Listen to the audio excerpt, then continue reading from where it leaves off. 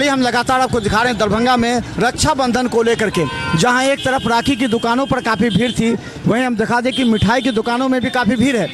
मिठाई की दुकानों में देखिए आज किस तरह लोग उमड़ पड़े हैं।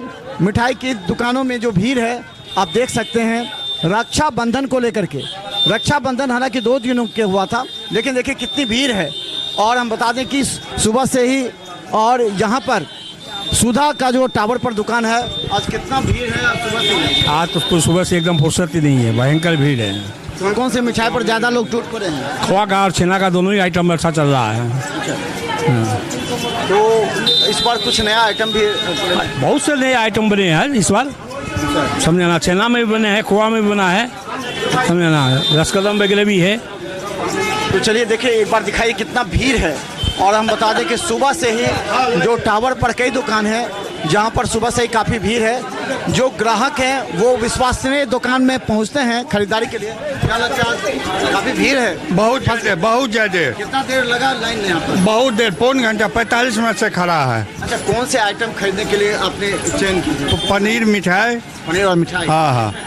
तो चलिए देखिए आप कब से खड़े हैं? वही 20 मिनट से खड़ा है। 20 मिनट से। कौन से मिठाई पर ज़्यादा? हम मिठाई लिए वही आती है क्रीम चॉप। देखिए कितना भीड़ है। कब से खड़े हैं आप? हम तो 1 घंटा से खड़े हैं। राखी में अब मिठाई के लिए हाँ। परेशानी होगी? बहुत ज़्यादा बहुत। अच्छा, एक चीज़ बताइए, नरेंद्र मोदी गिफ्ट दिए हैं राखी में बहनों को, मालूम है ज़्यादा है? गैस में 200 रुपये का हाँ दिए हैं। हाँ। कैसा महसूस कर रही हो? बहुत अच्छा। तो चलिए लगातार हम आपको दिखा रहे हैं कि देखिए किस तरह काफ़ी भीड़ है यहाँ पर सुबह से ही। जो मिठाई की दुकान में आज रक्षाबंधन में हर भाई अपनी बहन के लिए भी मिठाई ले जाता है और बहन भी मिठाई की खरीदारी करते हैं ताकि जो भाई हैं उसके मुंह मिठाई के आ सके। सुधा लहरिया सर टावर पर देखिए कितनी भीड़ है आज सुबह से ही। तो लगातार हम दिखाते रहेंगे आपको, देखते रहिए बिहार में।